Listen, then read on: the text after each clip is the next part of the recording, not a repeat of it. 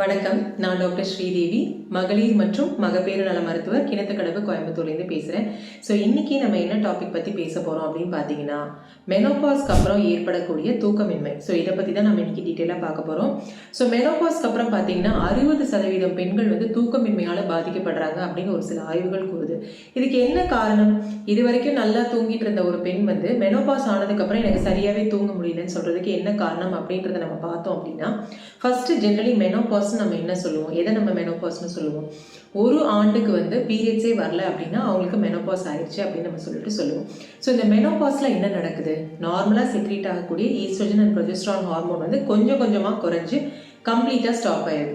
So இந்த oestrogen and progesterone hormone கம்ப்ளீட்டாக stop ஆனதுக்கப்புறம் ஸ்லீப் சைக்கிளில் நிறைய சேஞ்சஸ் வருது. அதனால அவங்களுக்கு தூக்கமின்மை ஏற்படுது.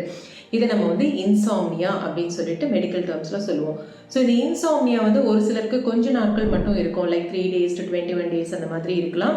இதை ஷார்ட் டேர்ம் இன்சாம்னியான்னு சொல்லுவோம். இது கொஞ்ச நாளில் தானாகவே சரியாயிடும். ஒரு சிலருக்கு க்ரானிக்காக 3 மாதங்களுக்கு மேலே வந்துட்டு அவங்களுக்கு தூக்கமின்மை இருந்துகிட்டே இருந்ததுன்னா இதை வந்து நம்ம வந்து க்ரானிக் இன்சாம்னியா அப்படின்னு சொல்லிட்டு சொல்லுவோம். ஸோ இந்த தூக்கமின்மை வந்து மெனோபாஸ்ல ஏற்படுவதற்கு என்ன காரணங்கள் இருக்குது அப்படின்னு பார்த்தீங்கன்னா, ஒன்று வந்து ஈஸ்ட்ரோஜன் அண்ட் ப்ரொஜெஸ்ட்ரான் ஹார்மோன் குறைவதனால ஏற்படுது. So estrogen and progesterone hormone குறையும் பொழுது தூக்கம் சரியாக வராது. பிகாஸ் இந்த 2 ஹார்மோன்ஸுமே நல்லாவே வந்து ஸ்லீப்பை ப்ரொமோட் பண்ணக்கூடிய ஹார்மோன்ஸ். அடுத்தது வந்து உங்களுக்கு மெனோபாஸ்க்கு அப்புறம் நிறைய போஸ்ட் மெனோபாசல் சிம்டம்ஸ் ஏற்படலாம்.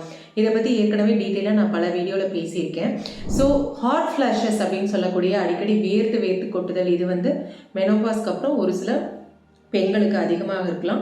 ஸோ சுற்றி இருக்கவங்க எல்லாம் வந்து டெம்பரேச்சர் நார்மலாக இருக்குன்னு சொல்லும்போது கூட உங்களுக்கு வேர்த்து கொட்டுற மாதிரி இருக்கும். ஸோ இந்த மாதிரி பிரச்சனைனாலையும் அவங்களுக்கு தூக்கமின்மை ஏற்படலாம். அடுத்தது சில பேருக்கு வந்துட்டு சில மனச்சோர்வு, டிப்ரெஷன், இந்த மாதிரியான ஏதாவது ஒரு பிரச்சனையை பற்றி தூங்குறதுக்கு முன்னாடி யோசிச்சுட்டே இருக்கிறது, இந்த சில காரணங்கள்னாலையும் தூக்கமின்மை ஏற்படலாம்.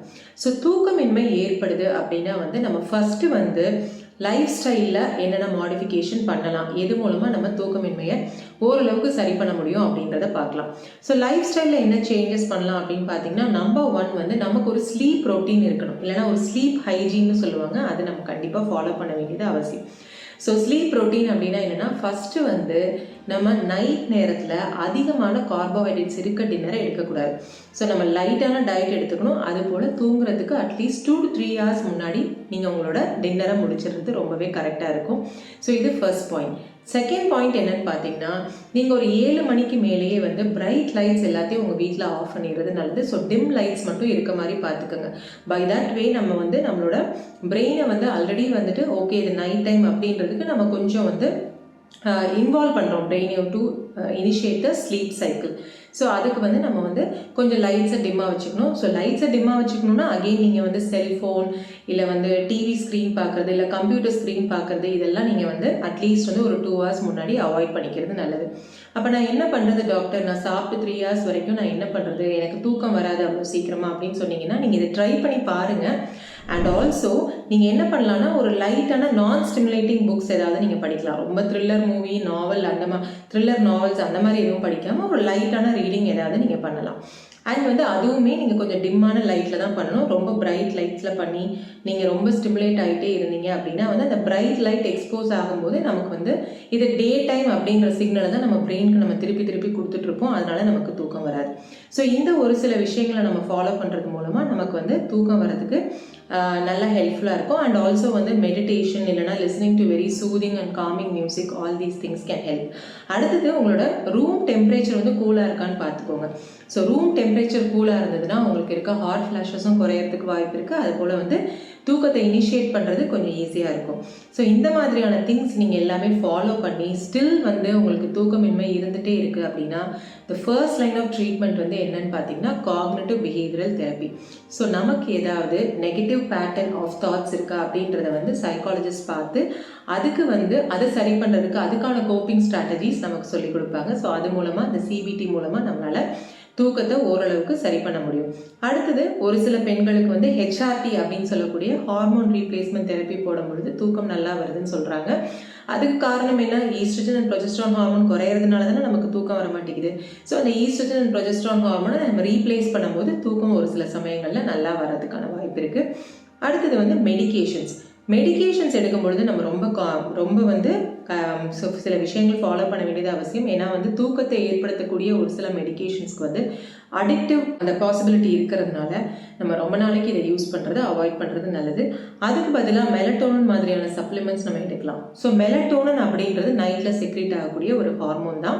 ஸோ இந்த ஹார்மோன் கரெக்டான முறையில் செக்ரீட் ஆனால் தான் வந்து நம்ம பாடியோட எல்லா மெட்டபாலிக் ஃபங்க்ஷன்ஸும் நல்லபடியாக நடக்கும். ஸோ இந்த தூக்கமே இல்லை அப்படின்னு சொல்கிறவங்களுக்கு ஒரு சில சமயங்கள் மெலட்டோனன் சப்ளிமெண்ட்ஸும் நாங்கள் கொடுத்து ஹெல்ப் பண்ணுவோம். ஸோ இது எல்லாம் பண்ணியும் உங்களுக்கு வந்து தூக்கமின்மை பிரச்சனை வந்து தொடர்ந்துட்டே இருக்குது அப்படின்னா நீங்கள் ஒரு ஸ்லீப் ஸ்பெஷலிஸ்ட்டை பார்க்க வேண்டியது அவசியம். அவங்க உங்களுடைய ஸ்லீப் டைரியை வந்துட்டு எழுதிட்டு வர சொல்லுவாங்க. என்ன மாதிரி டைமில் நீங்கள் தூங்குறீங்க, எப்போ முழிப்பு வருது எல்லாமே எழுதிட்டு வர சொல்லுவாங்க. உங்களோட ஹேபிட்ஸ் பற்றி எழுதிட்டு வர சொல்லுவாங்க. அண்ட் சம்டைம்ஸ் வந்து வேறு ஏதாவது காரணங்கள்னால உங்களுக்கு தூக்கமின்மை இருக்கா, லைக் ஃபார் எக்ஸாம்பிள் வந்து அப்ஸ்ட்ரக்டிவ் ஸ்லீப் ஆப்னியான்னு சொல்லிட்டு ஒரு கண்டிஷன் இருக்குது. ஸோ இந்த கண்டிஷனில் வந்து அவங்களுக்கு குரட்டை அதிகமாக வரும்.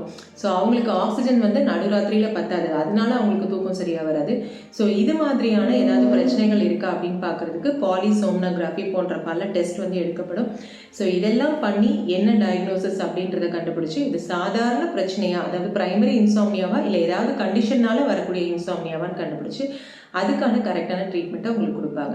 ஸோ இது வரைக்கும் நான் சொன்ன தகவல் உங்களுக்கு உபயோகமானதாக இருக்கும்னு நம்புகிறேன். ஸோ நெக்ஸ்ட் வீடியோவில் இன்னொரு இன்ட்ரெஸ்டிங் டாப்பிக்கில் நான் உங்களை மீட் பண்ணுறேன். Until then, it is Dr. Sridevi signing off. நன்றி.